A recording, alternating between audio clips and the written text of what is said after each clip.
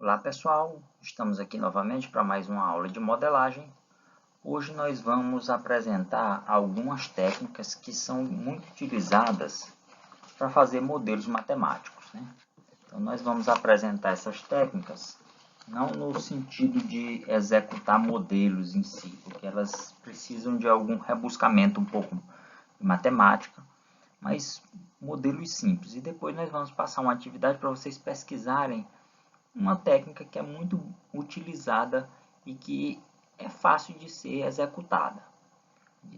Vamos apenas entender como é o processo de modelos matemáticos nesse sentido. Alguns desses modelos vocês ainda vão ver no estudo de cálculo numérico, nas disciplinas à frente. Equações diferenciais, né? Então vocês vão ver alguns desses modelos, né?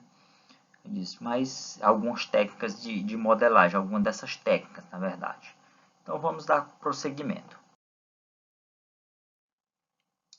Dentro da modelagem matemática, a gente viu no início do nosso curso algumas características, como que a modelagem matemática, a intenção é resolver problemas da vida real utilizando matemática.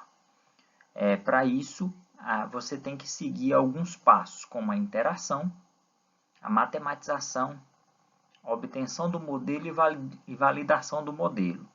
Essas etapas a gente detalhou especificamente, né? Mas aí sempre tem aquele questionamento, né? Como fazer um modelo matemático a partir de um conjunto de dados coletados? Ora, você fez a interação e você encontrou diversos modelos matemáticos, né? Muitos. Aliás, diversos modelos matemáticos, diversos dados foram coletados, né?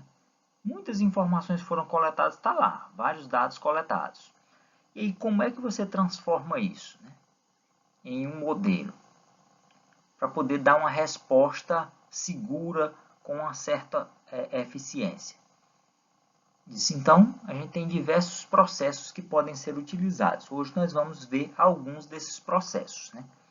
Então, vamos aqui passar para o próximo slide, tem alguns dos processos. Por exemplo, o método dos mínimos quadrados, né? Então, é um processo bem comum lá no cálculo numérico, né? Então, você pega o método dos mínimos quadrados, ele trabalha especificamente com tabelas e somatórios. E a partir disso aí, você vai encontrar um coeficiente para poder tentar ajustar uma curva dos pontos e encontrar tipo uma linha nesse processo. Então, é um processo muito utilizado e muito convencional. Esse aqui vocês já devem ter ouvido falar, tem? Eles talvez não saibam como fazê-lo, né? Regressão linear. Então, é um processo também muito utilizado a partir de coleta de dados, né? Quando você percebe que os dados, de certa forma, possuem uma certa linearidade, ou seja, você tabulou os dados, colocou ele num gráfico e percebeu uma certa linearidade, você consegue fazer uma regressão, né? Então, é muito comum a gente utilizar o produtório de Lagrange para poder encontrar essa expressão que delinea essa regressão. Tá? Então, o produtório Lagrange é muito utilizado nesse processo também. Outro muito comum é o coeficiente de correlação de Pearson, né? Isso aqui na estatística é muito utilizado. Tá? Como é isso aqui? Esse coeficiente de correlação, ele ajuda no processo de regressão linear. Ora, você faz a partir dos dados e encontra uma correlação de Pearson perto de 1 ou perto de menos 1.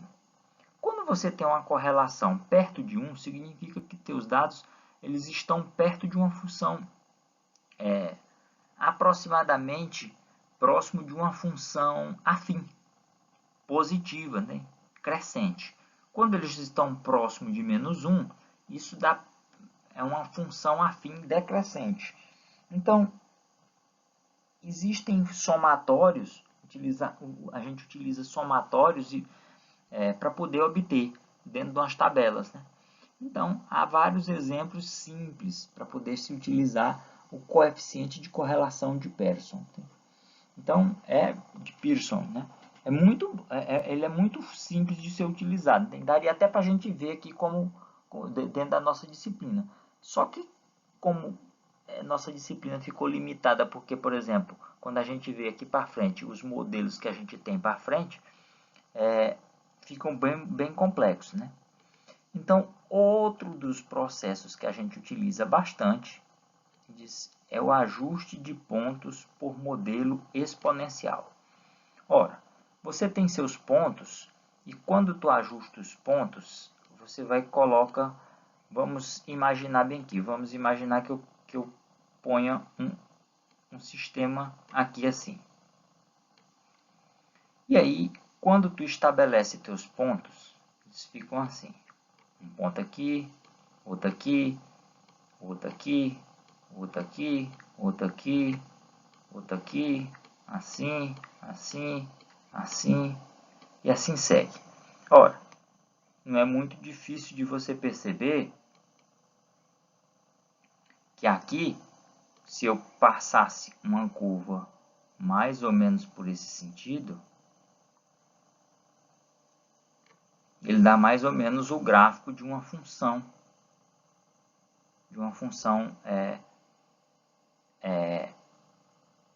Vamos dizer, uma função exponencial, perto disso. Tem? Observe que aqui é uma assíntota, esse eixo, e aqui seria outra assíntota. Então, e aí você tem como você fazer um ajuste de pontos para encontrar essa curva, a partir de processos matemáticos, né? Então, você faz um ajuste de pontos e encontra essa curva aqui. Uma expressão que dá mais ou menos essa curva que a gente traçou em vermelho. É óbvio que observem que não foi gerado nenhum ponto, né, em cima dela. Por exemplo, aqui é um ponto fora, um ponto fora. Observe, esse ponto aqui está bem próximo, bem próximo, bem próximo, bem próximo. Mas observem que ela dá mais ou menos uma correlação perto, não tem? Então, você tem um ajuste de pontos próximos. Então, você pode fazer alguma estimativa a partir de um coeficiente desse. Então, você estabelece um ponto aqui e diz, olha, dá mais ou menos esse valor aqui.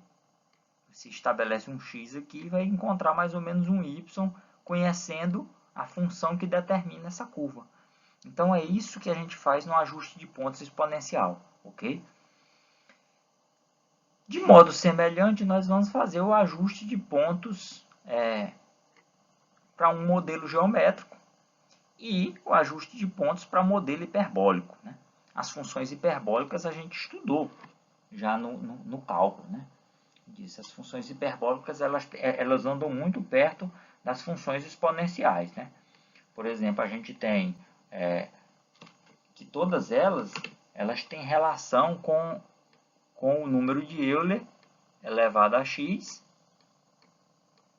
e o número de Euler elevado a menos x, né? Então, essas são as funções hiperbólicas. Por exemplo, o seno hiperbólico é igual. Você pega essa função menos essa e divide por 2. E o cosseno hiperbólico é essa função mais essa dividido por 2. Então, são coeficientes muito próximos do exponencial, né? Os coeficientes hiperbólicos. Só que tem como característica que toda a função é dada com o número de Euler, né? Então, isso aqui, pessoal, são alguns exemplos que a gente trouxe aqui para mostrar para vocês de métodos para poder encontrar, tá? Disso. Eu passei uma atividade para vocês fazerem uma pesquisa sobre o coeficiente de correlação de Pearson, tá? Porque ele dá muito próximo da função afim. É um modelo simples, né? Para se fazer uma correlação, tá? E encontrar uma regressão linear. Então, é uma pesquisa que vocês vão fazer, tem que postar aí na plataforma para a gente. Eu falei superficialmente desses modelos, vou ver se nas próximas aulas a gente mostra alguma aplicação de um modelo desse, talvez um modelo exponencial ou um modelo hiperbólico, de um modo simples, sem utilizar uma matemática muito rebuscada. Tá? Eu agradeço hoje a todos, né? Obrigado, bons estudos e façam essa pesquisa do coeficiente de Pearson para a gente. Até a próxima. Valeu!